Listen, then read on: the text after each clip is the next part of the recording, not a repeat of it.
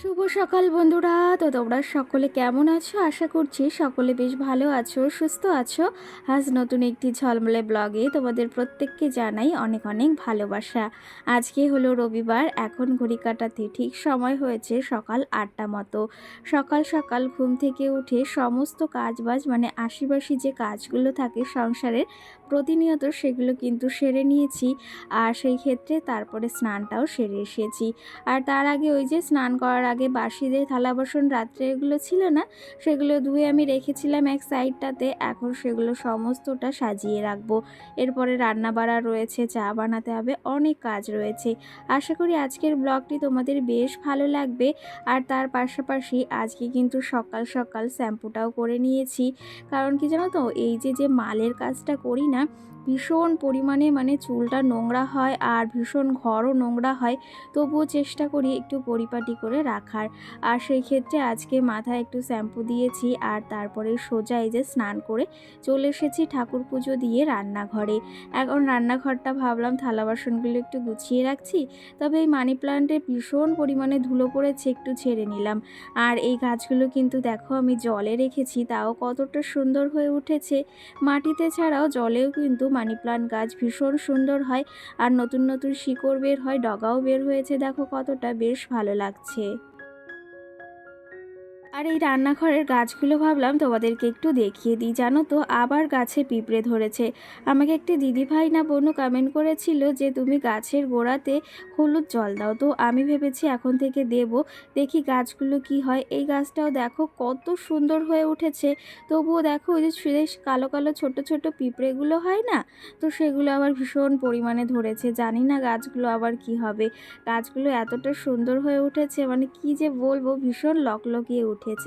আর ওই পাশে money plant গাছগুলোতেও আবার পিঁপড়ে ধরেছে, গোড়াগুলো কেটে দিয়েছে, কেমন একটা হয়ে গেছে ওই কুনার গাছটা। আর এই দিকে এই মানে প্ল্যান্টগুলো ভীষণ ভালো লাগে জানো তো আমার। আমি ভেবেছি বড় একটা টব কিনে ঘরে কিছু এরকম প্ল্যান্ট রাখবো, আর সেটা কিন্তু দেখতে বেশ ভালো লাগে।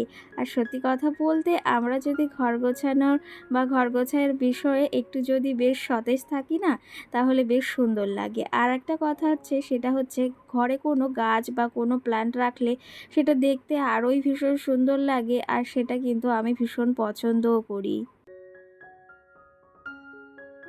আজকে তো বললাম রবিবার, আজকে কিন্তু বৃষ্টি হচ্ছে আর কালকে রাত থেকেই বেশ পরিমাণে বৃষ্টি হচ্ছে। সেই জন্য ভাবলাম আজকে একটু খিচুড়ি করি। আর ঘরে এই চালও রয়েছে, গোবিন্দভোগ চাল, যেটা দিয়ে খিচুড়ি খেতে বেশ ভালো লাগে। একদম শুধু আদা বাটা, জিরে বাটা আর তাছাড়া কিছু না দিয়েও করলে ভীষণ পরিমাণে ভালো লাগে।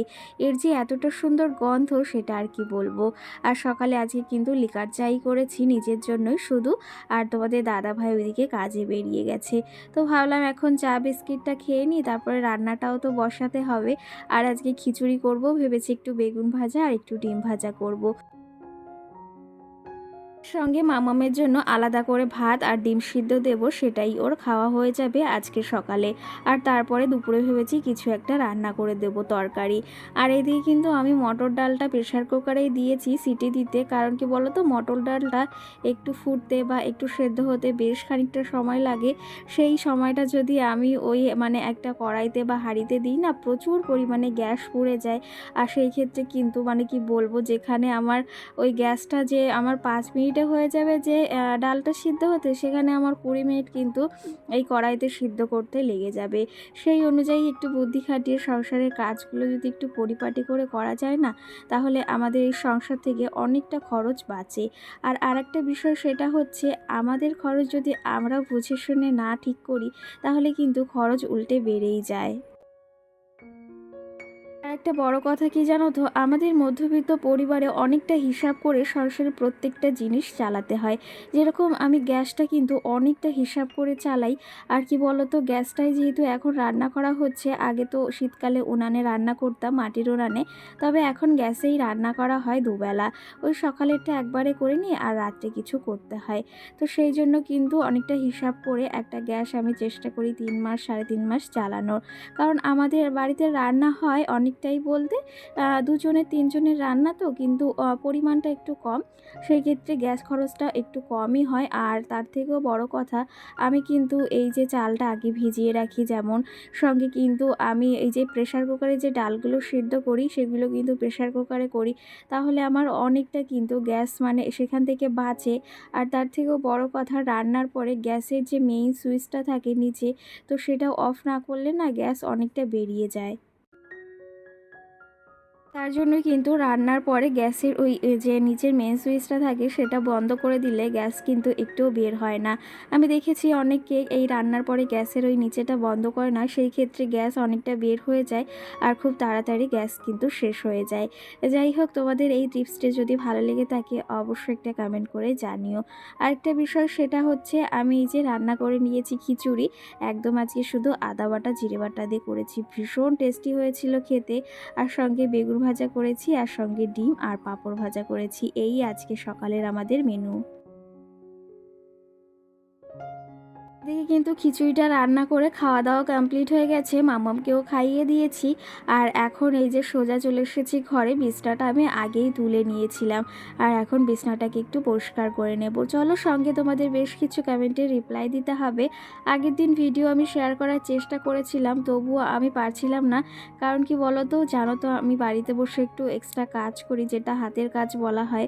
তো সেই ক্ষেত্রে ভীষণ পরিমাণে চাপ ছিল, লট লট মাল দিয়ে গেছিলো। তো সেই ক্ষেত্রে না আমি ভিডিওটা একদম ছাড়তে পারিনি বা ভিডিও করতে পারিনি। তার জন্য তোমাদের কাছে অসংখ্য ক্ষমা চেয়ে নিচ্ছি। কারণ কি বলো তো, ভিডিও ছাড়তে আমারও বেশ ভালো লাগে, কিন্তু আমি একদমই সময় পাইনি, সেই জন্য কিন্তু আমি শেয়ার করতে পারিনি। দেখো, এখনও হাতে মাল রয়েছে, এগুলো কমপ্লিট করে দিয়েছি। আর এই মালগুলোতে প্রচুর পরিমাণে কাজ ছিল, সেই জন্য না আমি কি বলবো, এই মালটাই এবার সপ্তাহে হয়েছে, আর প্রচুর পরিমাণে চাপেও ছিলাম। যাই হোক, মালগুলো কমপ্লিট হয়েছে। আরও আগে আমি পাঠিয়ে দিয়েছি, মানে যার কাছ থেকে নিই সেই দাদা এসে নিয়ে গেছে। যাই হোক, আমাকে একটা দিদিভাই আগের দিনের ভিডিওতে কমেন্ট করেছে, তোমার এই যে ঘর গোছানো এত সিম্পল করে গুছিয়ে রাখো, এত ভালো লাগে, আর আজকে প্রথম তোমার ভিডিও দেখলাম, অনেক ভালো লাগলো। অসংখ্য ধন্যবাদ দিদিভাই, কেমন আছো অবশ্যই জানিও। আর তোমার নামটি আমার যদি এখনও মনে নেই, তবে তোমার নামটি পরবর্তী ভিডিওতে আমি নেওয়ার চেষ্টা করব, বা এই ভিডিও লাস্টে নেব। সঙ্গে আমাকে বনু কমেন্ট করেছে একটা, তো সে আমাকে কমেন্ট করেছে, থ্যাংক ইউ দিদি ভাই আমার কমেন্টের রিপ্লাই দেওয়ার জন্য। অসংখ্য ধন্যবাদ তোমাকেও। কারণ কি বলো তো, প্রত্যেকের কমেন্টের রিপ্লাই দিতে বেশ ভালো লাগে। কিছু কিছু কমেন্ট মাঝে মাঝে মানে মনে থাকে না বা বাদ পড়ে যায়, সামনে যদি আর একটা মোবাইল থাকে সেই ক্ষেত্রে কমেন্টের রিপ্লাই দেওয়া অনেকটাই সোজা হয়ে যায়। এদিকে খাওয়া দাওয়ার পরে ভাবলাম ঘরটাকে একটু গুছিয়ে নিই, সমস্ত এদিকে এই যে যে বাটিগুলো সাজিয়ে রাখি সেগুলো মাম্মু সোনা এলোমেলো করে ফেলেছে, আর কিছুটা বাইরেও ছিল রান্নাঘরে, সেখান থেকে এনে আমি এখানে গুছিয়ে রাখছি। আর এখনও অনেক কাজ রয়েছে, সেগুলো কমপ্লিট করব। আর তার সঙ্গে সঞ্চিতা বোনও আমাকে কমেন্ট করেছে, দিদি ভাই তোমার এক বান্ডিল মাল করতে কত সময় লাগে? দেখো বোনু, এক বান্ডিল মাল শুধু সুতো কাটতে এক এক ধরনের বান্ডিলে এক এক রকমের মানে থাকে, যে এক ধরো 70 পিসের বান্ডিল থাকে, কিংবা 80 পিসের 100 পিসেরও থাকে। তবে সেই অনুযায়ী সময় লাগে, তবে সুতো কাটতে বেশি সময় লাগে না, কিন্তু বোতাম লাগাতে অনেকটা সময় লাগে, আর অনেকটা ধৈর্যেরও প্রয়োজন আছে। আর তাছাড়া এই যে সুতো কাটতে অতটা সময়ের প্রয়োজন হয় না। আর তার থেকেও বড় কথা, কিছু কিছু মাল এমন হাঁড়ি আছে যেটা আমি আজকে বস্তায় ভরলাম, সেটা ভীষণ পরিমাণে সুতো, অনেকটা সময় বলতে পারো একটা মানে মাল কাটতেই 1 থেকে 1.5 মিনিট সময় লাগে। সঙ্গে আমাকে লক্ষ্মী কমেন্ট করেছে, ভিডিওটি খুব ভালো লাগলো, আর চাউমিনটাও অনেক সুন্দর হয়েছে বা দারুণ হয়েছে। অসংখ্য ধন্যবাদ। আর সত্যি কথা বলতে, এই চাউমিন বাড়িতে বসে খেতে না বেশ ভালো লাগে, মানে নিজে রান্না করে একটু আলু বাঁধাকপি একটু পেঁয়াজ টিয়াজ দিয়ে রান্না করলে বেশ ভালো লাগে খেতে। আর দোকানেটা ভালো লাগে, তবে অতটা আমার ভালো লাগে না। আর তুমি যে বলেছো এটাও অনেকটা ভালো লাগলো। যাই হোক, এখন এই যে ঘরের কাজকর্ম দেখো প্রায় শেষের মুহূর্তে। আজকে ভেবেছি না ঘটে কটা টাকা ছাড়বো, অনেক দিন ধরে ভাবছি টাকাটা রয়েছে সেটা ছাড়তে হবে, কিন্তু সেই সময়টাই আমার হচ্ছে না। শুধু একটু সময়ের জন্য আমার সেই কাজটা আর কমপ্লিট হচ্ছে না। যাই হোক, সেই কাজটা এখন কমপ্লিট করব ভেবেছি। ঘরটা একদম পরিষ্কার করে ঝাড়-টাড় দিয়ে তারপরে ঘরে কিছু টাকা রাখবো। না হলে কি বলো তো, টাকাটা না জমালে না, আমি এই যে যখন টাকাটা বা ঘরটা ভাঙবো তখন আমার কিন্তু একদম টাকা দেখতে পাবো না। আর তার থেকেও বড় কথা, যখন জমাচ্ছি তখন নিজে যেটুকু কাজ করি, নিজের শখ আহ্লাদগুলো পূরণ করে কিছুটা টাকা যদি জমাতে পারি ঘরে বসে, তার থেকে বড় আর আমার মনে হয় না কিছু হয়।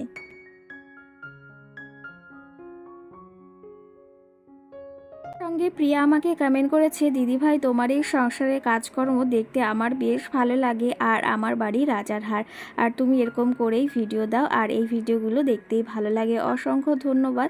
অনেকে আছে বলছে আবার এরকম ধরনের ভিডিও ভালো লাগছে না, একঘেয়েমি সমস্ত কিছু সমস্ত কথা। তো সেই ক্ষেত্রে আমি যতটুকু পারি নিজের থেকে করার চেষ্টা করি, এর থেকে বেশি আমার আর সম্ভব নয়। যাই হোক, আমার কাছে কিছুটা টাকা ছিল যেটা আমি জমিয়ে রেখেছিলাম, আর আগে আরও 500 টাকা ছিল, সেটা না কোনো ক্ষেত্রে খরচ হয়ে গেছে। ওই যে বলে না, হাতে টাকা থাকলে একদম খরচ হয়ে যায়। সেই ক্ষেত্রে আমি চেষ্টা করি বুদ্ধি খাটিয়ে সংসার থেকে বা নিজে কিছু ইনকাম করে সেটা আমি জমানোর, আর সেটা পরবর্তীতে কিন্তু একটা বড়, ওই যে বলে না, বিন্দু বিন্দু থেকে সিন্ধু তৈরি হয়, সেরকমটা হয়তো একদিন হবে। যাই হোক, এইদিকে নিজে ইনকাম করে নিজের এই শখগুলো বা নিজে টাকা জমানোর মজাটাই আলাদা। এখন আমি যখন ভাঙবো ঘরটা তখন তোমাদেরকে দেখাবো। চলো তবে আজকের ভিডিওটি আর বেশি বড় করব না, এখানেই শেষ করব। কেমন লেগেছে অবশ্যই একটা কমেন্ট করে জানিও। সকলকে টাটা।